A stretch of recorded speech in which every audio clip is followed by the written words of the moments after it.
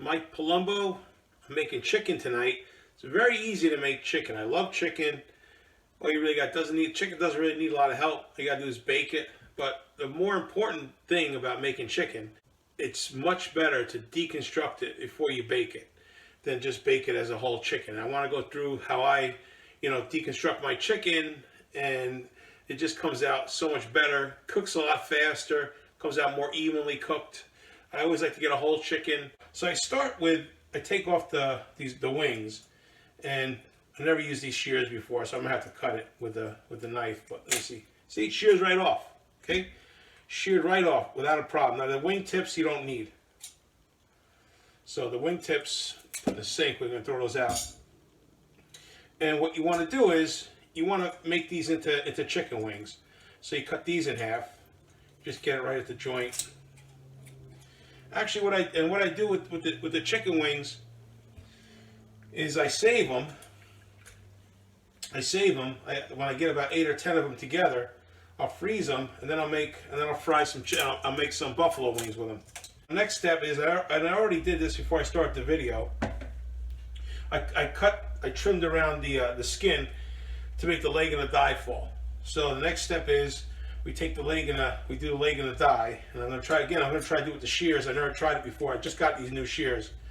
They seem pretty heavy duty, and yeah, see they cut. It's a lot easier cutting with the shears than using a knife. Than using the knife. So it comes right out. Now a lot of people, now what you could do is you can separate the thigh from the leg. I don't. I just leave them like this. So I'll put that here, and we'll do the other leg. Now also what I like to do though is I like to remove the thigh bone. And to do that, let's see. Yeah, I usually just do it with a knife. I just cut the flesh around it with a knife, and I'm trying to do it here with the shears. So I don't want to bore you with details. Well, we'll leave that like that. And again, you can just debone. You can debone it if you want, the thigh. And so now I'm left with the breast. Now, there's two ways I go with it. If I want to make soup or stock, what I'll do is I'll literally just slice the breast off the bone, and then I'll have the carcass for soup. I'll make chicken soup with it. However, I'm not doing it with it this time. I don't want to make any chicken soup. So all I do now is I just basically cut this in half.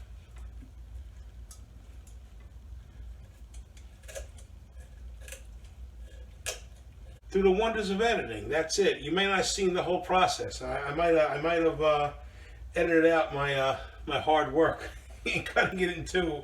It got a little long. So now, what we're gonna do is all I'm gonna do is put this on a cookie sheet.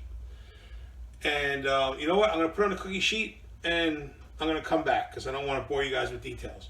We're back. We got the chicken on a I put it on a cookie sheet, and I bake it in the oven on 375.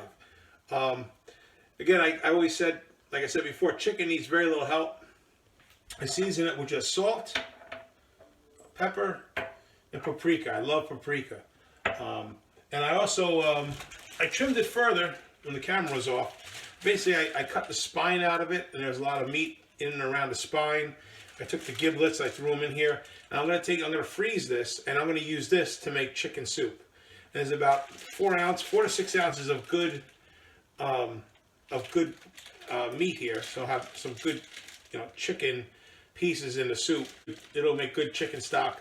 I can make chicken noodle soup. I can make just chicken and vegetable soup, whatever. So I'm going to freeze this, and I'm going to season this, and then I'm going to show you the real trick to baking juicy chicken. The chicken's been spiced up, and here's the trick. Okay, I don't know if you can notice this. I have it skin side down. People have a tendency to bake it skin side up. You don't do that. You bake it skin side down, because as it starts to bake and the juices start to flow, they gravity feed out. And so I have here, the chicken breast is down. The part you're going to eat, the meaty part, is down.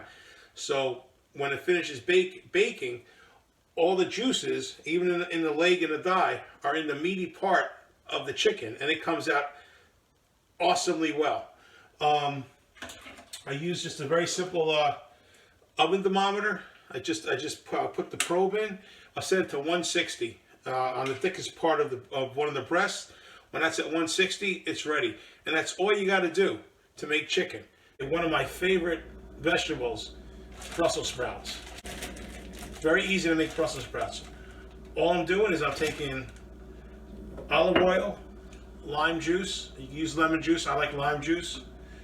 Salt, pepper, and I'm using some garlic pepper seasoning. And I'm just gonna put it all in this gallon bag, mix it all up, and let it marinate for a little while. And I'm gonna throw it in when I throw in the chicken. I'm gonna put it on a separate cookie sheet. Throw it in when I throw in the chicken. It should take about probably less than 40 minutes to cook. You gotta kind of check it every now and then. And you gotta shake it around so the bottom doesn't get burnt. But that's it. You check it a couple times. You give it a couple shakes, and you can't go wrong. If you like Brussels sprouts, you can't go wrong. Around that dinner with a baked potato, and of course you can just wrap it up or throw it in and do whatever you want to do. But I like to season a little bit, so I put a little olive oil on it. I like to season it with some salt and pepper.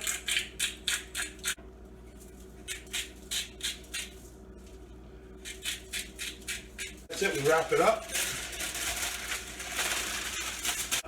We stab a couple of vent holes in it. And it's going to take about as long as the chicken takes to cook, about an hour. So, and that's it. We'll throw it all in the oven and we'll see how it turns out. Well, if you're still watching this video, unfortunately, I failed to I forgot to video the final product, but it was fantastic.